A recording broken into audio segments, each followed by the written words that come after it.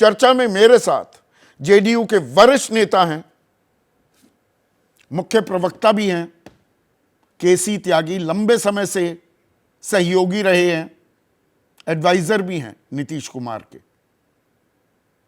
LJP Ramvilas Paswan, गुट के national vice president और मुख्य प्रवक्ता AK वाजपेयी, जानी मानी सामाजिक कार्यकर्ता और समाजशास्त्री रंजना कुमारी है मेरे साथ, और नीतीश कुमार के लंबे समय तक नंबर 2 रहे, उप मुख्यमंत्री थे, बीजेपी के वरिष्ठ नेता सुशील मोदी भी इस चर्चा में जुड़ेंगे।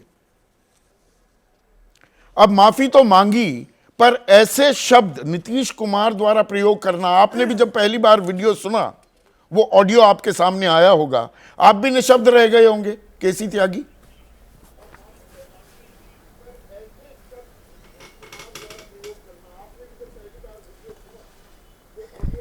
संदीप जी,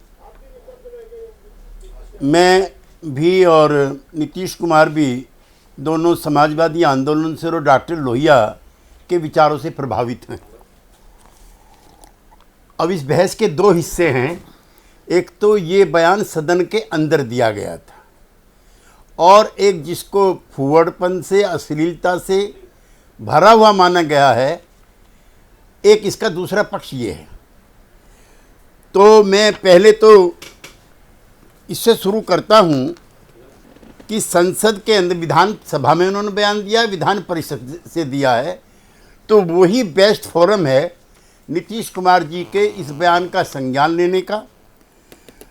इसमें होता है, मैं किताब लिए हुए हूँ राज्यसभा भी और लोकसभा भी, in practice and procedure of Rajya Sabha and Lok Sabha. एक तो वर्ड्स का विड्रॉल हो जाए, एक टेंडरिंग ऑफ एपोलॉजी हो जाए, और तीसरा है कि इनकी जगह कई नए शब्दों का इस्तेमाल हो जाए, और चौथा, अगर ये सब नहीं करता है मेंबर, तो चेयर जो है वो उनको एक्सपेंड कर दे।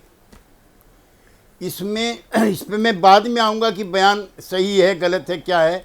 नीतीश कुमार जी ने जिस विनम्रता के साथ कहा है, उसके बाद बयान पर मैं खेद व्यक्त करता हूँ, स्वयं की भी निंदा करता हूँ, और जिन्होंने मेरी निंदा की है मैं उनका भी स्वागत करता हूँ। तो संसदीय राजनीति के जो प्रैक्टिस और प्रोसीजर्स हैं, उसके हिसाब से ये मामला बंद हो जाता है। विधानसभा, लोकसभा, राज्यसभा, विधान परिषद, जब एक ने अपने वर्ड्स को विड्रॉ कर लिया, जब एक आदमी ने माफ़ी मांग ली, सदन में दिया गया बयान एक्सपेंज हो गया, तो ये अब संसदीय बहस का हिस्सा होने लायक केस नहीं बचा। नंबर 1, इस पर अगर कोई बहस करता है तो बेमतलब है, निरर्थक है।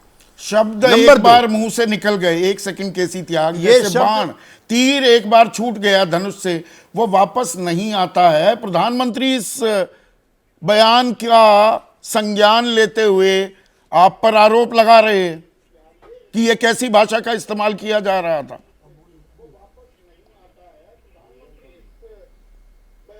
संदीप जी, जब एक दलित समाज की बेटी बहन मायावती पर भाजपा नेता दयाशंकर सिंह ने बयान दिया था, मुझको कहते हुए शर्म लगती है कि मायावती एक वेश्या से भी बुरा चरित्र रखती है।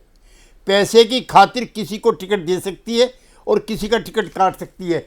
ये बयान कैसा लग रहा? चूँकि ये एक दलित महिला के बारे में दिया गया है, तो संवेदनाएं हमारी उतनी तीव्र और तीखी नहीं होंगी जितना आपका सब समाज महसूस करता है।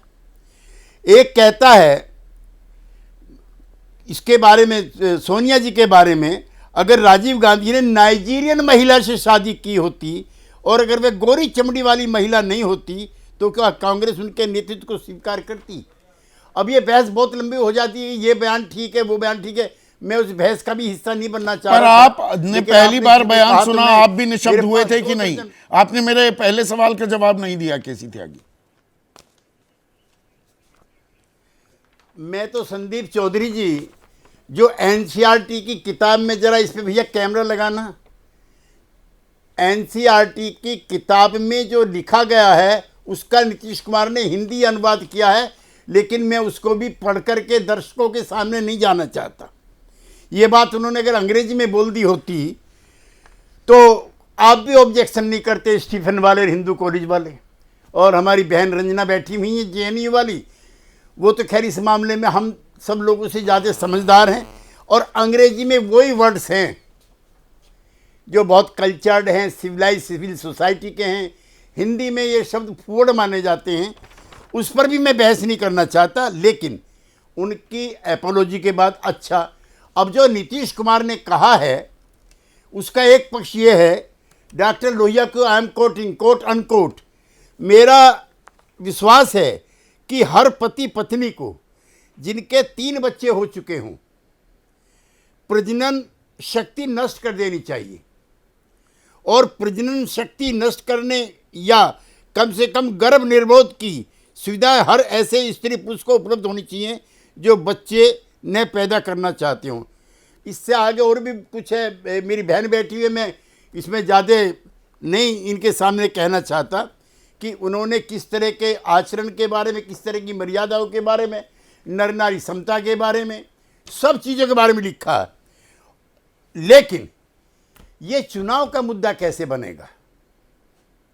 जो उन्होंने कहा है उस पर खेद व्यक्त करने के बाद, माफ़ी मांगने के बाद, अपनी निंदा करने के बाद, सदन में एक्सपेंज होने के बाद ये चुनाव का मुद्दा क्यों बनना चाहिए? एक दूसरा, प्रधानमंत्री जी के बारे में आप तो आमतौर पर टीका टिप्पणी करने का रिवाज नहीं है, मैं उस मर्यादा में रहता हूं।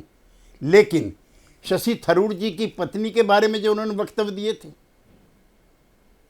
क्या किसी इतने बड़े पद पे रहने वाले व्यक्ति के लिए ये गरिमापूर्ण है? और मैं उन पार्लियामेंट्री प्रोसीजर का हिस्सा हूं कि सब प्रकार की नारियों के प्रति वक्तव्य देते समय हमें संवेदनशील होना चाहिए।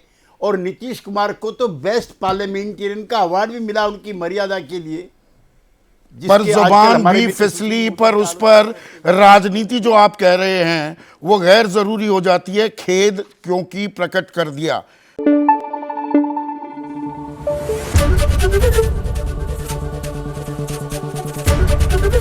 एबीपी न्यूज आपको रखे आगे।